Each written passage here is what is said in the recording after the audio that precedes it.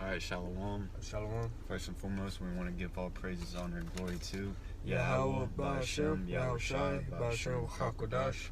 Double honors to the apostles and elders of Great Millstone, rule well and teach well, who taught us His truth, and peace and blessings to the elect out there, and the 1/3 of Israel that's, pushing this word in all truth and sincerity in whatever way possible.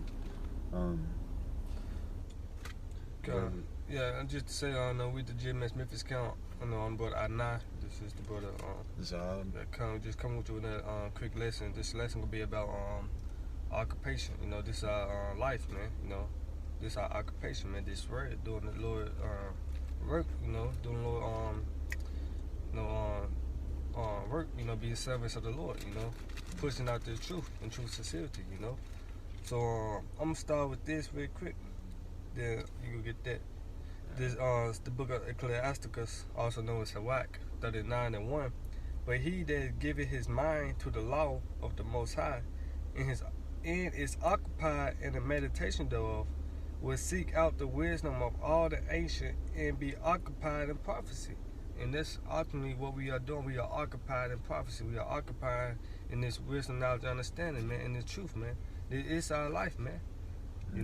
So what is this testimony of Yahweh Shai? The spirit of prophecy, man.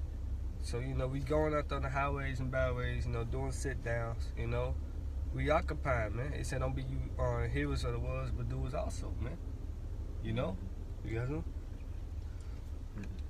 I'm just get the definition of occupied, the Google definition.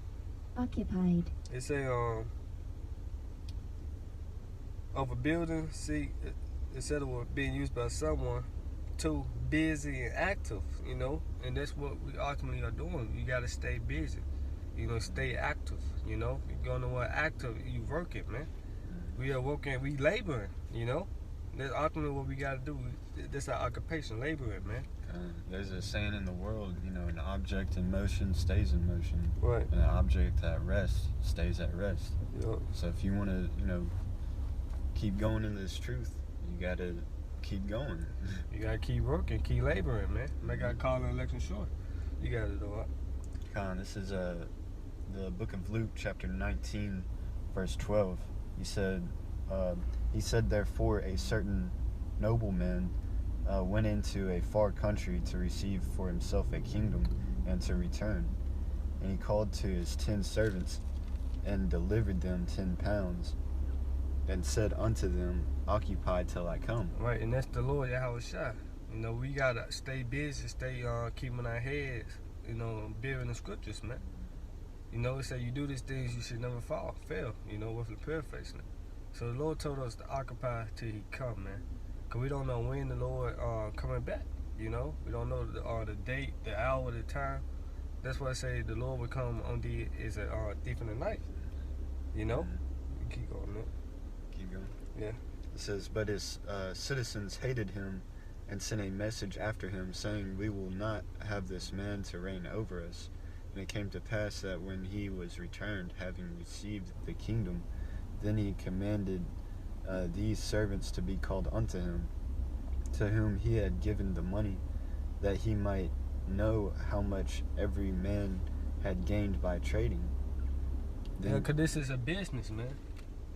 That's why the book of Luke, I'm grab that real quick up. It's a business of wisdom and knowledge. Yep. When you start learning this truth, you're required to teach it. Just like in any business, whenever, like let's say, you have an electrician.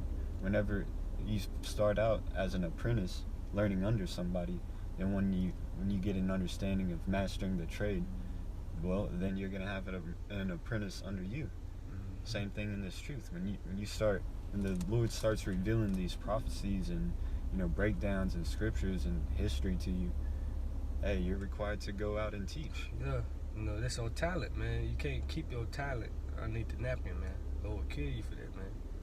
I'm gonna grab this real quick. This Luke 14:28.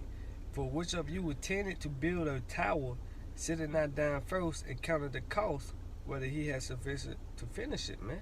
So this is this business, man.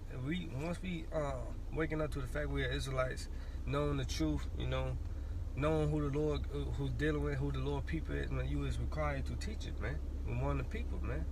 You know, and you gotta count the cost, man. Cause the book of Sirach 2:1 say, "You come serve me, prepare yourself for temptation, man."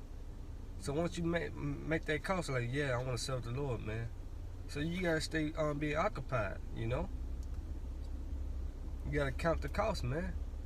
You know, hey, you got that vow. It say Ecclesiastes 5:3.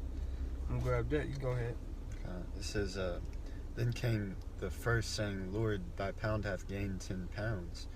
And he said unto him, Well, thou good servant, because thou hast been faithful in a very little, have thou authority over 10 cities. And the second came, saying, Lord, thy pound hath gained 5 pounds. And he said likewise to him, Be thou also over 5 cities. And another came, saying, Lord, behold, here is thy pound which I have kept laid up in a napkin. For I feared thee, because thou art an austere man. Thou takest up that thou laidest not down, and reapest that thou didst not sow. And he saith unto him, Out of thine own mouth will I judge thee, thou wicked servant. Thou knewest that I was an austere man, taking up that I laid not down, and reaping that I did not sow. Wherefore then gavest not thou my money into the bank, that at my coming I might have required mine own with usury?" He didn't do anything with it. He's like, man, I could have, just put it in the bank. I didn't, you didn't have to just hold on to it. That was pointless. Right. This Hebrews 4:11. Let us labor therefore to enter into the rest, lest any man fall after the same example of unbelief. So we gotta labor to enter into the Lord's rest, man, into the kingdom of heaven. So we gotta continue occupying till the Lord come back, doing the work, man. That's basically what occupation is, man. By working, man. You got something up? You get that Luke 9:62. Okay, that's what I was getting. This is Luke chapter 9, verse 62. And Yahushua said unto him, No man having put his hand to the plow and looking back is fit for the kingdom of the Most High. Okay. You gotta be about this, man. Because who on the job site do you want around that's, not about the job at hand. They're always doing something else. Yeah. They're not fully invested, and it's slowing down everybody else. Okay. You gotta fire that dude. You gotta get rid of them, man, because that's like you fill an application. You sign up, like, man, I want this job. So first you gotta fill the application out, man. You applying for this, man. That you sitting down first counting the cost, man. After you get the job, you saying, man, I don't want to do it no more, man. I'm tired of it, Hey, you not fit for the kingdom, man. You looking back, Want to go back in the world, Hey, Revelation 3:15. Grab that. Okay. This is Revelation chapter 3, verse 15. I know thy works, that thou art neither cold nor hot. I would thou wert cold or hot.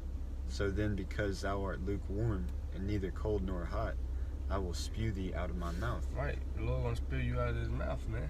You can't be lukewarm in this thing, man. You gotta be hot or the cold, man.